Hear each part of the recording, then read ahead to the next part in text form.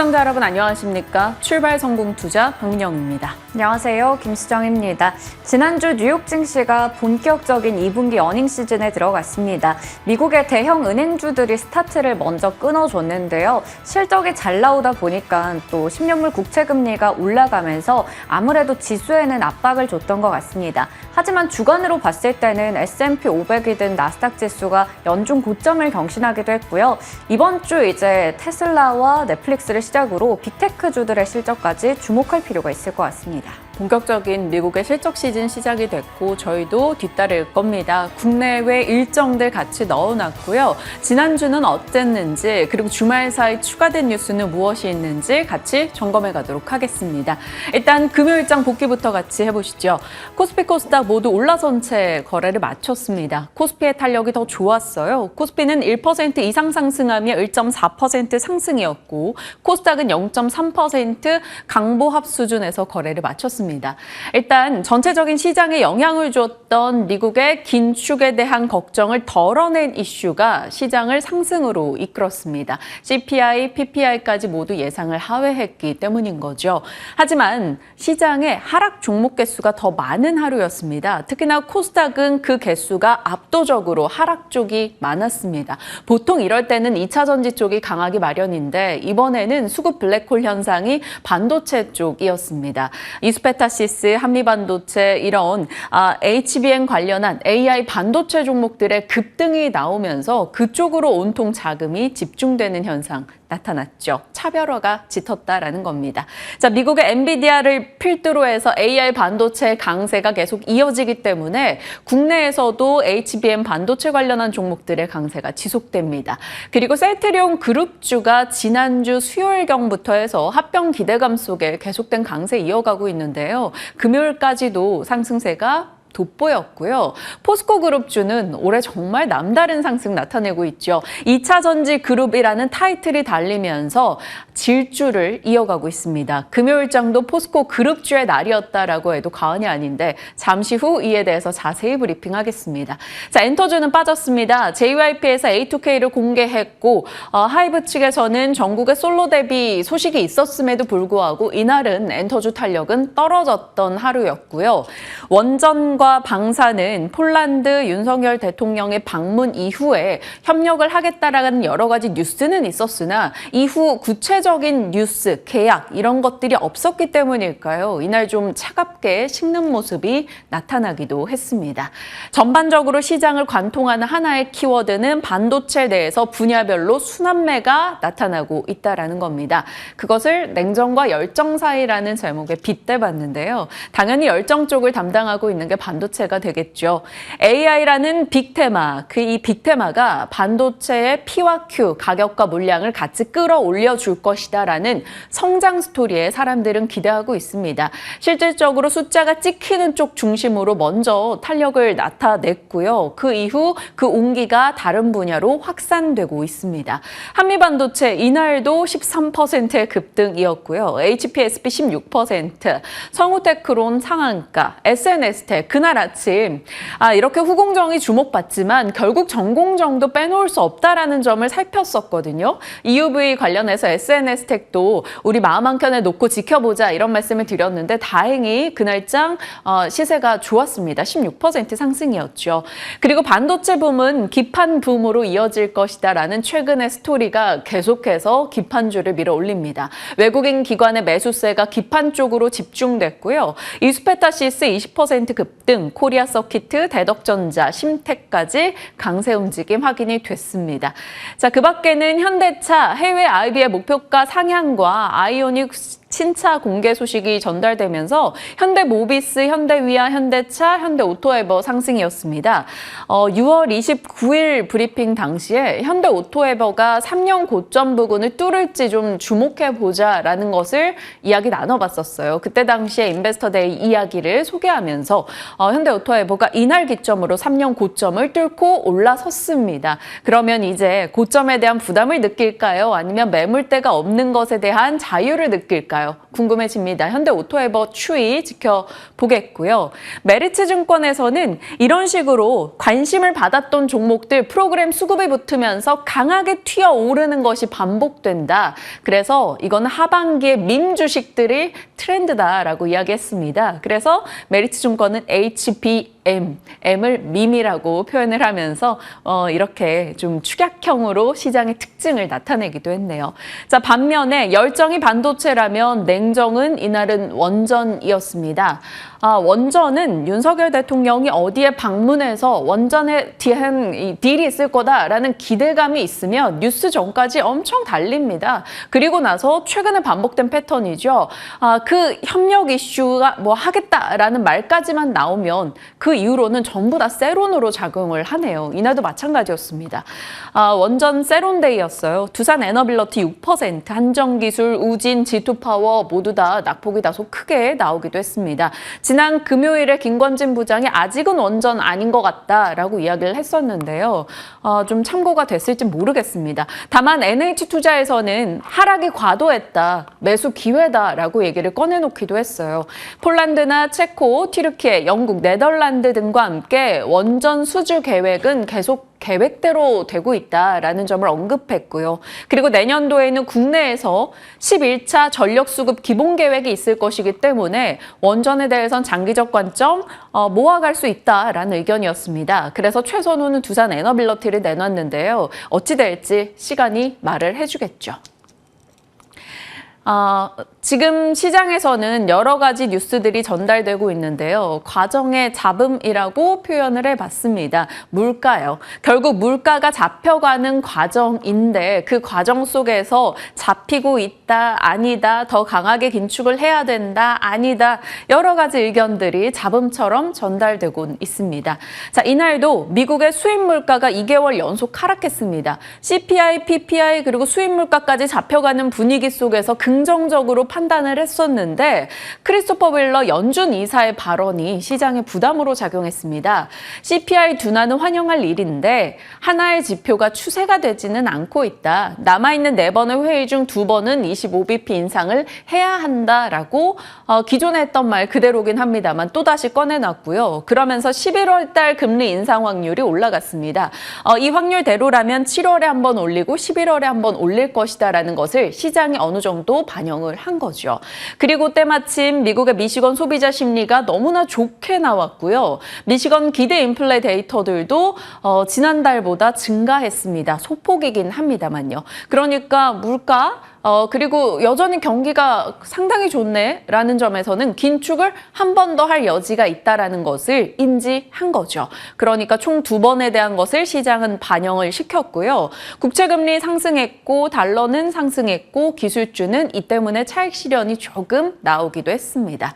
그래서 뉴욕장이 혼조로 거래를 마쳤습니다. 글로벌 원샷, 다우 쪽은 올랐는데 헬스케어 쪽이 다우의 상승을 좀 견인해줬고요. 나스닥과 S&P 500은 이날 떨어졌습니다. 주요 헤드라인은 이렇게 꼽아봤습니다. 앞서 말씀드린 대로 연준 이사가 25bp 2번 인상이 예상된다 얘기하며 국채금리가 올라간 게 부담이 됐고요. 금융주는 호실적을 내놨습니다만 호실적 이면을 뜯어보면 그리 좋았나라는 것도 의심의 불도 많았습니다. 충당금도 많이 쌓아야 되고 예금 이자율도 올라갈 것이고 중견은행주들이 급락했기 때문인데요. 이 부분 잠시 후에 짚어보겠습니다. 자, 그리고 이게 사실 중요한 뉴스예요. 테슬라 측에서 텍사스 기가팩토리에서 사이버 트럭을 첫 생산했다라는 소식이 들려왔습니다. 그래서 전반적으로 빅테크주들의 탄력이 둔화된 가운데 테슬라는 1% 이상의 추가 상승을 나타내기도 했습니다. 자, 헬스케어의 반등도 돋보였는데요. 특징주의 유나이티드 헬스 7% 이상의 급등 있었습니다. 저 종목을 필두로 해서 같은 섹터군의 종목들이 전반적인 강세를 나타내면서 좋은 시세를 보였습니다. 오늘 이 부분에 대해서는 뒷단에 잠시 후 브리핑 가져볼게요. 자, 키워드는 이걸로 뽑아봤습니다. 금융주. 금융주 대형은행은 실적을 잘 내놨는데 중견은행에서 실적을 보니 조금 불안이 감지되고 있고 대형은행 실적도 빅아웃에 대한 얘기가 나오고 있습니다. 그래서 은행권의 스트레스에 대한 이야기 있고요. 긴축 종료가 후퇴되고 있다. 왜? 소비자 심리 지수가 너무나 잘 나왔기 때문에 긴축을 좀 더 해도 될 것이다라는 여지 등도 나오고 있다라는 겁니다. 자, 시티그룹도 4% 이상 빠져서 특징으로 같이 넣어놨습니다. 자, 금융주 얘기해보죠. 통화 긴축으로 인해서 예대 마진 차가 확대되고 순이자 수익이 올라간다. 당연히 금리가 올라가니까 은행 쪽에는 긍정적으로 작용할 수 있었겠죠. 그리고 3월 SBB 사태로 인해서 대형은행으로 관심이 예금이 이동하면서 대형은행들의 실적이 괜찮았다라는 겁니다. 그래서 JP모건, 웨스파고, 시티그룹, 블랙록 모두 다 순이자 이익으로 봤을 때는 주당 순이익으로 봤을 때는 예상을 상회하는 실적이 발표됐습니다. 그런데 주가가 시원찮죠. JP모건은 강보하, 나머지 종목은 모두 빠졌고 시티그룹은 4% 이상이나 밀려났습니다. 왜 그럴까요? 시장에 나온 얘기들은 이렇습니다. 상업용 부동산 손실 우려가 있어서 충당금을 많이 쌓았다라는 점, 쌓아야 된다라는 점이 부담이고, 그리고 대형은행들의 평균 예금 이자율이 늘어날 것이다. 이것은 당연히 은행사에게는 수익성에 좀 부정적인 영향을 줄 수 있겠죠. 그리고 중견은행인 스테이트 스트리트가 실적을 내놨는데 예금 이탈을 막기 위해서 예금 이자를 올렸더니 수익성이 악화된 것이 눈에 보였다라는 겁니다. 그러면서 중견은행들이 같이 급락했어요. 10% 이상이나 빠지고 노던 트러스트도 6% 이상 급락 나왔습니다. 이런 점을 봤을 때 마냥 은행권에 대해서 긍정의 시나리오를 돌리기는 어렵다라는 지적이 나왔습니다. 그리고 대형 은행사들의 실적이 예상을 상회한 것도 애초에 추정치를 낮춰놨기 때문이다라는 것도 언급이 됐죠. 그러면서 금융주들은 좋은 실적을 내놨는데도 그럼에도 불구하고 호실적 이면의 내용들이 밝혀지며 주가가 빠졌습니다. 자, 보시면 은행권지 이쪽인데요. 그렇게 실적 대비해서 좋은 주가를 내지 못했다라는 것을 확인할 수가 있습니다. 빅테크 쪽은 잘 버텼다 정도로 해석할 수 있겠고요. 에너지 쪽은 유가가 2% 정도 떨어지면서 많이 밀려났네요.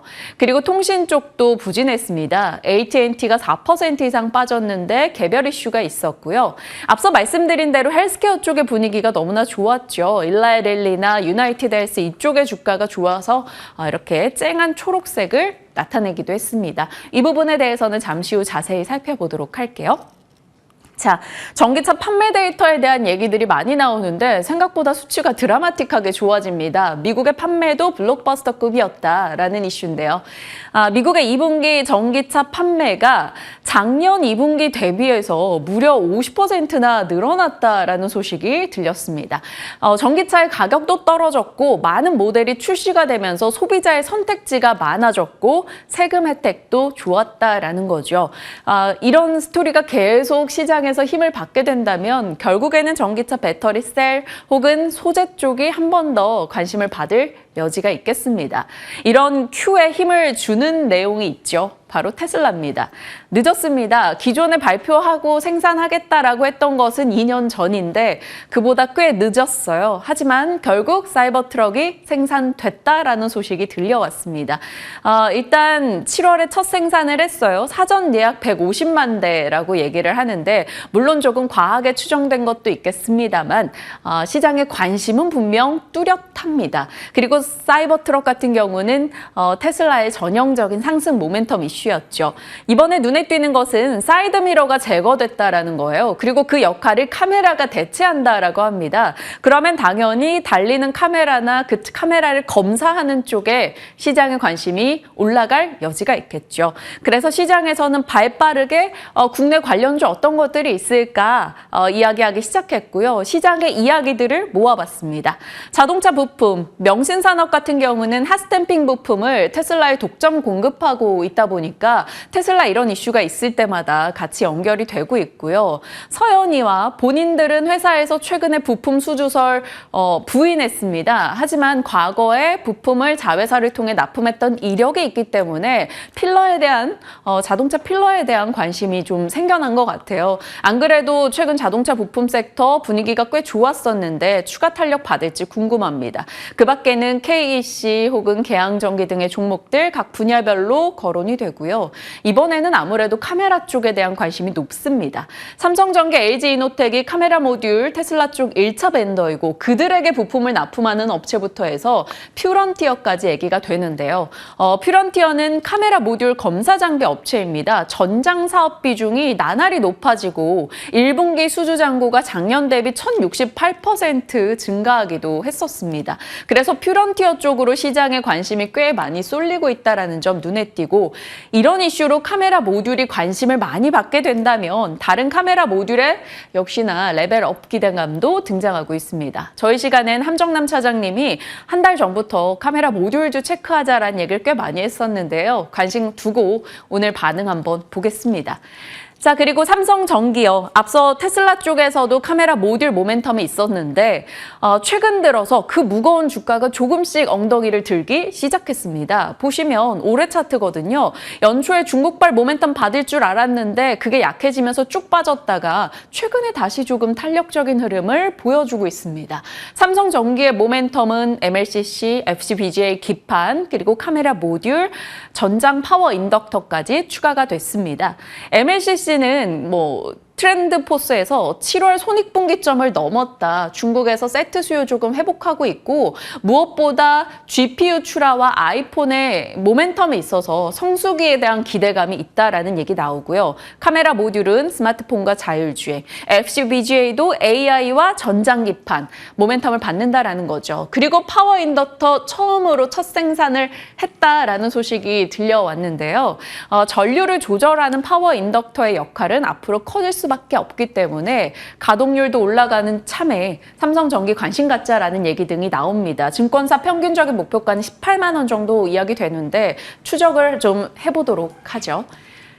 자, 그 밖에는 주요 일정입니다. 이번 주 일정 중에 가장 눈에 띄는 것은 ASML과 테슬라 실적, 반도체와 전기차에 영향을 줄 만한 실적이 있다라는 거고요. 흑해 곡물 협정 만료가 화요일입니다. 그러다 보니까 이게 식량과 사료 쪽에 변곡점이 될 여지가 있습니다. 오늘 관련해서 아직 협상이 잘 안 이루어지고 있다 보니까 관련 종목들이 트레이딩 관점으로 급등할 거다 이런 얘기가 나오는데요. 또 말이 어떻게 나올지 몰라서 이 부분은 좀 주의하시면서 살피시고요. 국내에서 CJ, CGV, 포스코 DX 등 실적 나올 거고 목요일에 웹툰 제작사 Y랩이 신규 상장합니다. 공모 성적이 굉장히 좋았기 때문에 공모가 9,000원 대비 어떤 시세 낼지 보시죠. 그 밖에는 주요 기업들의 실적 시간까지 체크해뒀으니까요. 참고하시길 바랍니다. 자, 윤석열 대통령이 우크라이나 깜짝 방문 소식이 들려왔죠. 인프라 건설과 교육에 대한 이야기가 있었기 때문에 재건교육 트레이딩 시점인지 그리고 군수물자를 확대한다라는 얘기가 있었습니다. DR텍과 퍼스텍 등이 해당 사항이 있을 것 같고요.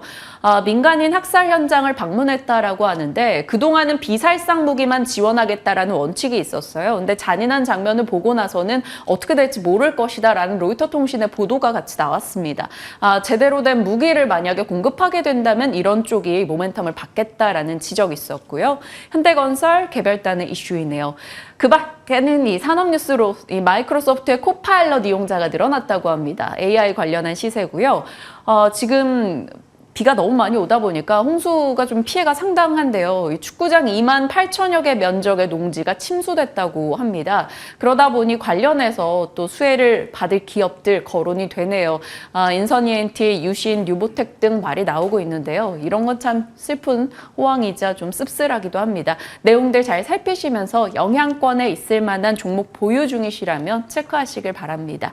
자, 지난주 금요일뿐만 아니라 올해는 거의 포스코 그룹주의 해 느낌이죠. 맞습니다. 그 전에 올해는 확실히 최근 들어서 그룹주들이 대세다라는 생각이 들어서 그 부분 좀 짚고 가려고 합니다. 그룹주 하면 최근에 눈길을 끌고 있는 게 에코프로 그룹주와 셀트리온 그룹주가 될 텐데요. 먼저 에코프로 그룹 같은 경우에는 2분기 어닝 쇼크를 발표하고 나서 주가가 하루 만에 반등이 나왔습니다. 지금 보시는 것처럼 수요일에 나란히 5% 이상 밀렸었는데 바로 목요일과 금요일에 이렇게 합쳐서 7% 가까운 상승률을 나타냈고요. 에코프로는 7월 들어서도 30% 이상의 상승률 나타내면서 여전히 잘 가는 모습입니다. 신한투자증권에서 에코프로가 8월에 MSCI 지수에 편입될 가능성이 높다라는 내용의 보고서를 냈는데요. 우리가 다 알고 있었지만 일단 거론이 되고 있는 기업들은 JYP 엔터테인먼트, 한화오션, 금양 등의 종목들입니다. 그런데 그중에서도 지금 시가총액 기준으로 봤을 때 예상치를 크게 넘은 한화오션과 에코프로가 안정적으로 편입이 될 것이다라는 얘기 나오고 있고요. 이렇게 MSCI 지수에 들어가게 된다면 패시브 자금의 유입도 기대할 수가 있을 텐데 12일 기준으로 봤을 때는 패시브 자금이 1조 1천억 원 이상 들어갈 수 있다라는 지금 신한투자증권의 리포트를 살펴볼 수 있었습니다. 셀트리온 그룹 같은 경우에도 3사 합병 절차에 본격적으로 들어갔다라는 소식이 전해졌습니다. 미래에셋증권을 주관사로 선정을 하고 아무래도 이제 발빠르게 합병 절차를 시작하게 됐다라는 이야기가 나오고 있는 건데요. 아직까지 구체적으로 합병의 대상이나 시기라던가 방법은 정해지지 않았지만 기대감 때문에 주가가 많이 오르고 있고요. 상대적으로 시가총액이 작은 셀트리온 제약의 주가가 더 많이 튀어오르는 모습을 볼 수 있었습니다. 지금 보시는 것처럼 수요일과 목요일, 금요일 이렇게 합병 이슈가 전해지고 나서 지금 3거래일 만에 주가는 각각 8%, 13%, 27%가량 올랐습니다. 하지만 그룹주들의 주가는 아직까지 2020년부터 2021년 고점 대비해서는 60% 내외로 빠져있는 상태이기 때문에 이번 합병 이슈가 전해지면서 또 한 번의 상승세를 맞이할 수 있을지 그 부분은 기대가 됩니다. 자, 이제 진정한 강자에 대해서 얘기를 해보려고 합니다. 포스코 그룹주가 될 텐데요. 2030년까지 매출 100조 원, 합산 영업이익은 전년 대비해서 3배 수준으로 끌어올리겠다라는 발표를 했습니다. 글로벌 조강의 생산 능력도 5,200만 톤으로 늘리겠다고 했고요. 2030년까지는 탄소 배출 감축에도 애쓰겠다라는 부분들을 확인할 수 있었습니다. 금요일장에서 포스코 그룹주들이 일제히 강했는데 지금 보시는 것처럼 6종목 중에 무려 4종목이 장중에 52주 신고가를 새롭게 썼습니다. 거기다가 포스코 DX도 7월 13일 목요일에 신고가를 쓰기도 했고요. 지금 보시는 것처럼 포스코 그룹주들의 시가총액 합계를 보면 연초에 41조 원 정도였는데 무려 43조 원가량 늘어난 85조 원까지로 증가한 것을 볼 수 있습니다. 그만큼 상승률이 어마어마했다라는 부분인데 그중에서도 눈에 띄는 게 포스코 DX가 되겠습니다. 포스코 DX가 왜 이렇게 많이 올랐나 그 부분 좀 보려고 하는데요. 10일에 증권가에서 이러한 얘기가 나왔습니다. 포스코 DX가 올해 중으로 코스피로 이전 상장할 계획을 내놨다라는 건데요. 이렇게 되다 보니까 주관사 선정 작업에 들어갔다라고 하면서 기대감이 더 작용하게 된 거죠. 포스코 DX는 우리가 잘 알고 있는 포스코 ICT가 사명을 변경한 기업이 될 텐데요. 산업용 로봇의 자동화, 스마트 물류 자동화 등등을 담당하고 있고 신성장 발굴에도 노력을 하고 있기 때문에 그 이후에 주가가 정말 많이 올랐습니다. 지금 보시는 것처럼 연초에 6,000원대였던 주가가 최근에 27,000원까지 거의 4배 이상 올라간 것을 확인할 수가 있죠. 일단 코스피 이전 상장에 대한 부분에 대해서는 회사 측에서는 아직까지 결정된 바는 없다라고 얘기를 했습니다. 그렇다면 주가는 왜 이렇게 최근에 많이 올랐을까요? 바로 포스코 퓨처엠이 이전에 코스피에 이전 상장을 하면서 성공했던 사례가 우리에게 잘 기억이 남아있기 때문입니다. 실제로 2019년 5월 29일에 코스피 이전 상장을 했는데요. 그때 거의 5만 원 정도였던 주가가 현재는 40만 원 이상까지 무려 8배 이상 올라갔기 때문입니다. 그러다 보니까 지금 증권사에서도 그렇고 아무래도 투자자들도 기대를 좀 하고 있는 상황이겠죠. KB증권에서는 단연간 실적 개선이 예상되는 구조적 성장의 초입 단계이고 그동안 주가에 좀 발목을 잡았었던 밸류에이션 측면에서 봤을 때 할인 요인들이 점진적으로 해소될 것이다라는 기대감을 내놓기도 했습니다. 자, 이 코스피 이전 상장에 대한 이야기가 나와서 관련한 기업들 한번 좀 정리를 해봤습니다. 공매도를 피해서 코스피로 짐을 챙겨서 오는 기업들 이렇게 좀 정리를 해봤는데요. 코스닥에서 코스피로 이전 상장한 주요 종목들 흐름을 보시면요. 포스코 퓨처엠 앞서 봤듯이 705% 올라왔고요. 카카오도 2017년에 코스피로 이전 상장을 하고 나서 158% 정도의 상승률을 나타냈습니다. 지금 증권가에서는 최근에도 BH나 SK오션플랜트 같은 기업들이 코스피로 이전 상장을 했기 때문에 앞으로 뭐 에코프로 그룹주라던가 2차전지 혹은 코스닥 우량주들이 줄줄이 이전 상장을 할 수 있다라는 이야기를 내놓고 있습니다. 이 이전 상장을 하는 이유는 이거겠죠. 기업 가치를 높이고 아무래도 신사업에 투자하기 위한 자금을 확보하기 위한 목적이겠고요. 코스피 200에 편입이 된다면 기관 쪽에서의 패시브 자금의 유입도 늘어날 수 있다는 기대감도 가져가기 때문입니다. 그런데 지금 보시는 것처럼 BH나 SK오션플랜트 아직까지는 주가 상승률이 하락 부분에 위치해 있습니다. 그러다 보니까 코스피로 꼭 이전을 했다고 해서 무조건 주가가 오르는 것은 아니다라는 부분도 확인할 필요가 있겠죠. 일단 일각에서는 지금 코스닥 쪽의 우량주들이 연쇄적으로 이동을 하게 된다면 아무래도 코스닥에서는 디스카운트가 발생할 수 있다라는 지적도 내놓고 있습니다. 그런 상황에서 포스코 DX가 만약에 코스피 이전 상장에 성공을 하게 된다면 그 이후에는 주가 시나리오 어떻게 가져가면 좋을지도 여쭤보도록 하겠습니다. 자, 제가 지난주에 이 KCC와 OCI가 이제는 부진했던 석유화학 업종에서 좀 벗어나서 반도체 쪽으로, 2차전지 쪽으로 좀 신사업을 꾀하고 있다 이런 얘기를 드렸었는데요.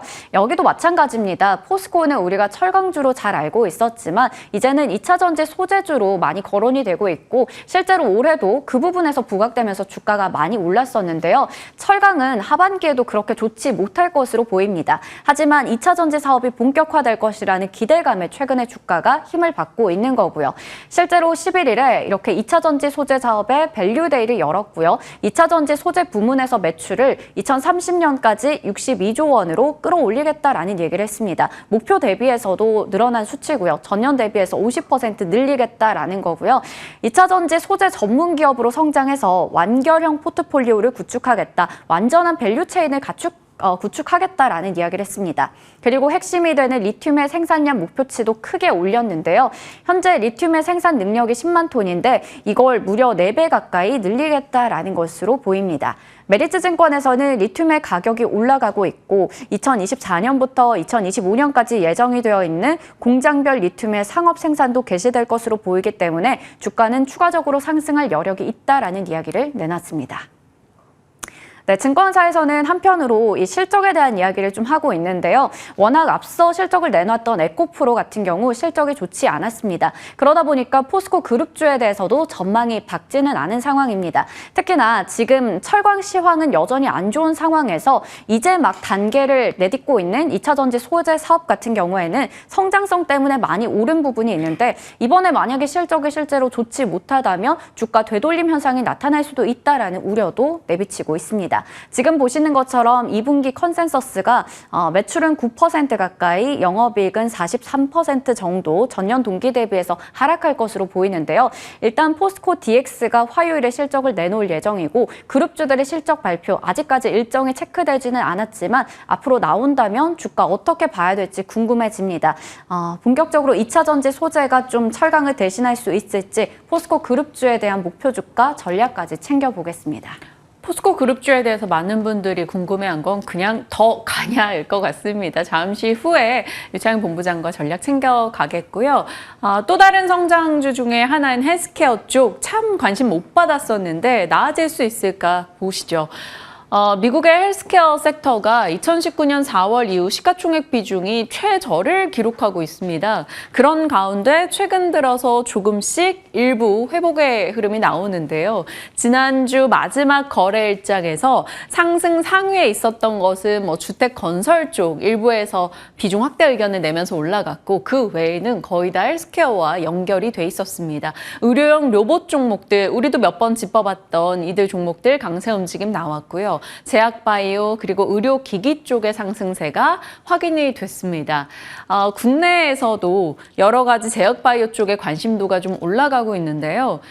이날장 미국의 일라이 릴리가 비만 치료제 개발 업체를 인수했다라는 소식이 들려왔습니다. 요즘 미국은 비만, 당뇨 이런 쪽에 관심이 높다라고 말씀을 드렸었죠. 그에 힘입어서 일라이 릴리 1년 차트 보시면 꽤 흐름이 좋습니다. 미국의 성인 40% 이상이 비만이다 보니까 이쪽 시장이 크게 성장할 것이다라는 얘기가 나왔고 최근에 치료제 이야기가 많이 있었는데요. 국내에서는 이들 종목 그렇게 재미없었습니다. 그런데 펩트론만큼은 당뇨와 비만 치료제 모멘텀 받아서 6월 말부터 정말 말도 안 되게 강한 급등이 나오고 있거든요. 이런 쪽 이슈 계속 추적이 가능할지 궁금해지고요. 헬스케어 쪽은 거의 각계전투다 보니까 전체를 아우르는 얘기만 같이 하겠습니다.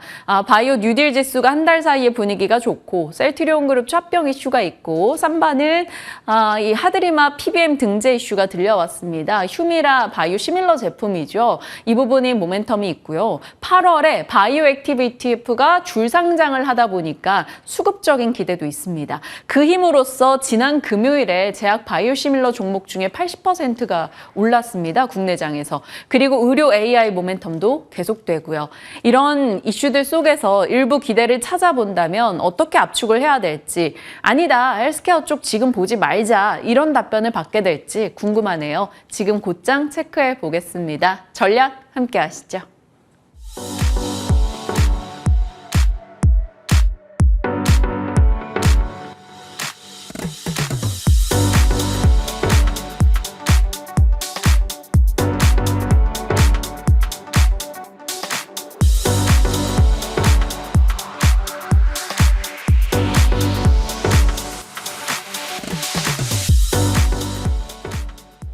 시장에 대한 전략 유창희 본부장과 함께합니다. 어서 오세요. 안녕하십니까. 네.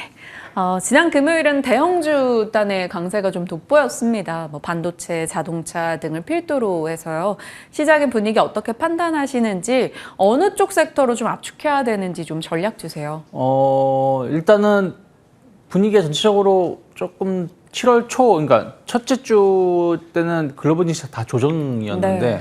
지난 일주일만 보면 그걸 다 이겨내는 상승이 나와가지고 그럼 남은 2주 기간도 그렇게 뭐 특별한 악재는 없을 것 같다. 또 FOMC도 7월 거의 마지막 날에 있는 거나 마찬가지니까요. 그래서 일단은 더딘 물가 상승이 금리의 어떤 인상을 이제 종결시킨다라는 어떤 기대감을 좀 만들어줬고 또 실적 장세에 진입을 하죠. 물론 은행주들이 지난주 실적을 발표하고 나서 실적이 좋았는데도 불구하고 그렇게 오르지 많이 못했고 또 몇몇 은행들은 좀 급락세가 나와서 이것은 조금 더 체크를 해봐야 되지만 2분기 실적 자체는 그렇게 나쁘지 않다 생각을 좀 하고 있고요. 일단 대형주들이 한 6월 중순부터 조금 조정이 나오면서 그동안 좀 많이 올라갔던 거에 대한 어떤 매물 물량을 좀 소화해내고 올라오는 것이기 때문에 저는 뭐 점진적인 상승세는 좀 더 나올 수 있다 생각하고 있고 수급도 외국인들이 현선물 모두 강한 매수를 해줬어요. 그래서 한 7월 말까지는 완만한 상승세 유지된다라고 보고 있습니다. 그리고 지난주 주말에 좀 강했었던 섹터, 뭐 자동차가 이번 주에 좀 강할 수 있지 않을까 판단을 하고 있고요. 뭐 반도체라든지 2차 전지는 계속해서 종목별 장세가 이어지지 않을까 판단하고 있습니다. 지난 금요일장도 그렇고 주말 사이에 들려온 뉴스 중에 테슬라의 사이버트럭 소식이 있었어요. 그러면 자동차 부품 혹은 카메라 모듈 그리고 또 무거웠던 삼성 전기까지 가질 수 있을까? 또 여러 가지 의문이 꼬리에 꼬리를 물었는데 간략하게 코멘트 주시면요. 네, 뭐 삼성 전기죠. 삼성 전기 같은 경우는 조금 기대감이 좀 나올 수 있다고 보고 있습니다. 근데 매물 상단이 좀 있기 때문에 그걸 어떻게 돌파하는지 봐야 되고 테슬라 뭐 사이버트럭은 좀 더 뭐 모멘텀은 될 수 있겠습니다만은 좀 테슬라 주가가 많이 오르면서 관련된 기업들이 반응을 좀 했기 때문에 실질적인 어떤 영향은 아직까지는 좀 제한적이지 않을까 판단하고 있습니다. 네. 그리고 금요일에 창의스픽 종목 중에 HPSP 5월 22일 종목입니다. 그 종목이 또 급등이 네. 나왔어요. 5월 22일부터 해서 한 50% 정도 수익권 가까이 된 걸로 알고 있는데 어떻게 해야 될까요?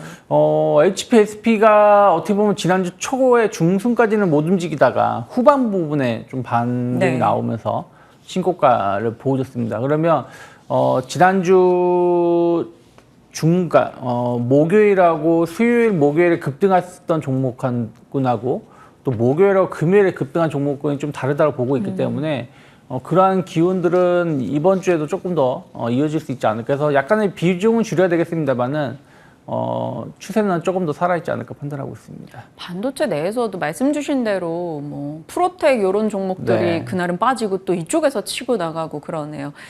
시청자분의 요청으로 SK 하이닉스에 대한 전략 한 줄만 주세요.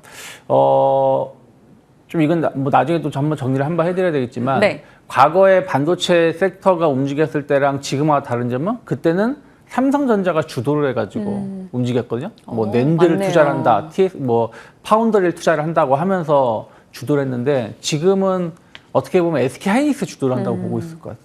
그러니까 HBM이나 이런 부분들 이번에 애플 관련해서도 하이닉스가 그 수주를 받았기 때문에 그래서 조금 하이닉스가 이번 그 반도체 상승 주기가 뭐 다음 달 끝날지 연말에 끝날지 모르겠지만 그거의 핵심적인 건 하이닉스가 좀 이끌고 있기 때문에 조금은 뭐 트레이딩 관점에서 보신다고 하더라도 삼성전자보다 하이닉스가 앞으로도 조금 더 좋아지지 않을까 판단하고 있습니다. 네, 여러 가지 질문에 꼬리를 물었습니다. 다음 질문으로 넘어갈게요. 포스코 그룹주, 정말 올해 위풍당당 포스코 그룹입니다. 포스코 그룹주 내 종목들 이제 뭘 골라주세요 하기에도 그런 게 다 네. 많이 올랐어요. 포스코 스틸리온만 좀 네. 제외하면요. 포스코 그룹주 갖고 계신 분들은 어떻게 해요? 뭐 지금은 굳이 팔 필요가 있을까 생각을 하고 있습니다. 그러니까 저는 시장이 좀 조정이 나온다고 하더라도 예를 들어서 뭐 최악의 경우 2,400까지 그 전에도 말씀드렸지만 조정이 나온다고 해도 그건 건전한 조정인 것이지 시장이 무너질 정도의 조정은 아닐 것이다라고 좀 보고 있었고 그러면은 기존의 하반기에도 상반기에 강했던 섹터가 연장선으로 좀 더 갈 수 있다라고 보고 있습니다. 그러면은 상반기에 강했었던 쪽이 뭐 2차전지, 반도체, 뭐 AI 관련된 종목군들이고 특히 이제 2차전지에서 뭐 우리가 뭐 에코프로를 주로 말을 하지만 엄밀히 따지면은 그 그룹사가 전체적으로 오른 건 포스코 그룹주들이에요. 그러니까 기존에 이제 2차전지로 그러니까 기존의 철강 사업을 주로 이제 계열사들이 사업을 이루어왔던 것을 2차전지 쪽으로 변화를 일으켰고 그것이 조금씩 성과를 보여주고 있다는 것이죠. 그래서 뭐 핵심 리튬 사업 부분은 2025년 정도가 되면 흑자 전환에 대한 어떤 기대감들 2025년 해봤자 1년 반도 안 남은 겁니다. 그래서 그런 부분들이 모멘텀을 작용하고 있다고 보고 있습니다. 그래서 뭐 전혀 관계 없어 보이는 포스코 스틸리온도 지난주 후반에 급등을 하면서 거의 뭐 포스코 그룹주 모두 차트가 다 비슷합니다. 지난 4월 때까지 급등했다가 한두 달 정도 조정받고 다시 직전 네. 고점까지 올라오는 상황이기 때문에 뭐 관련된 기업들은 시장이 흔들림이 없다라면 조금 더 상승 가능하다 생각을 좀 하고 있고요. 네. 좀 전 길게 본다라면 포스코홀딩스 같은 경우는 제 생각이 맞다라면 2007년도인가요? 그때 최고치 기록한 게 70만 원대예요. 충분히 그 정도 가격까지 갈 수 있다라고 보고 있고요. 그리고 뭐 포스코 인터내셔널 같은 경우도 그 전체 사업을 아우를 수 있는 중심축이 될 수 있기 때문에 추가적인 상승은 더 봐야 되지 않을까 판단하고 있습니다. 포스코 홀딩스와 포스코 인터내셔널 남부럽지 않게 올해 정말 좋은 시세 냈으나 장기적 관점에서 추가 상승 여력 충분히 있다라고 판단해 주셨습니다. 다음으로 갈게요. 제약바이오 워낙 각계 전투하는 섹터다 보니까 제약바이오 뭐 이거 질문 이렇게보다는 네. 그 섹터 내에서 지금 제일 좋게 보시는 분야가 있는지 궁금해서요.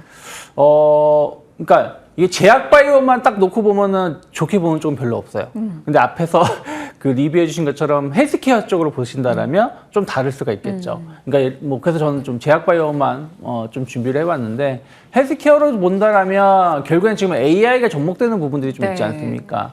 그러면은 로봇주들도 조금은 상승 여력이 좀 있다. 다만 큐렉스 같은 경우는 좀 많이 오르다 보니까 고영 같은 경우도 상당한 기술력을 가지고 있는 네. 기업이거든요. 근데 주가가 반응을 못했기 때문에 물론 고영. 반응을 못해서 앞으로 올라간다고 말씀 못 드리지만 좀 변화가 좀 이루어진다면 그런 기업들도 좀 기대를 해볼 수 있지 않을까 판단하고 있습니다. 그래서 일단 제약바이오는 첫 번째는 지난주에 조금 힘을 낼 수 있었던 것은 미국의 금리 상승이 이제 끝날 것이다. 진짜 끝나는 것이 아니냐라는 부분들. 어쨌든 제약바이오가 어떻게 보면 돈 먹는 하마이기 네. 때문에 금리에 영향을 좀 많이 돈이 많이 받죠. 들죠. 네, 그래서 그런 것들이 조금 자금 수요일에 조금 숨통을 트일 수 있다는 어떤 기대감들도 있고 또 셀트리온이 합병을 한다라는 이슈들이 좀 있으면서 조금 관련된 기업들이 좀 움직임이 나왔는데 결국에는 최근에 제약바이오주들이 반응을 해주는 거는 혹은 헬스케어가 반응을 해주는 거는 AI와 접목을 시켜서 어떻게 사업을 펼칠 수 있느냐인 것 같아요. 뭐 루닛 뷰너 같은 기업들이 지금 실적이 좋냐? 거의 실적 전무하거든요. 그런데 앞으로 AI를 접목시켜가지고 새로운 산업을 이끌 것이다. 또 신약을 개발하더라도 AI를 접목시키면 더 빠른 신약 개발을 좀 성공할 수 있다는 어떤 기대감들이 좀 작용하면서 관련된 기업들이 움직이는 것이거든요. 그래서 그런 부분들에 대해서 좀 포커스를 맞추면 좋겠고 또 특허 물질이 이제 특허 약들이 이제 만료가 되죠. 이건 그 전에도 한번 말씀드렸었는데 그런 부분들의 어떤 반사 이익을 좀 기대해 본다라는 것인데 뭐 제약바이오에서만 좀 국한돼서 본다라면 어쨌든 최근 좀 강했었던 기업들이 조금 더 우상향 기조가 간다. 그러니까 지금 시장 자체가 올해 흐름들이 뭐냐면 여기서 더 가겠어? 하는 기업이 더 가고 맞아요. 뭐 이 기업이 움직이지 않을까? 좀 바닥에서 있을 때? 그럼 또 오히려 더 저점을 이탈하는 부분들이 좀 있습니다. 그래서 어쩔 수 없이 뭐 랩지노미스라든지 펜트론 같은 기업들이 조금 더 시장이 움직인다라면 반응을 할 수 있다 생각하고 있고 좀 뭐 아직까지는 그렇게 큰 수익은 아니지만 유한양행 같은 경우는 길게 봤을 때 긍정적인 이슈들이 계속 나올 수 있지 않을까 판단하고 있습니다. 네. 랩지노믹스, 펩트론, 유한양행 이렇게 좀 압축해 주셨네요. 지켜보겠습니다.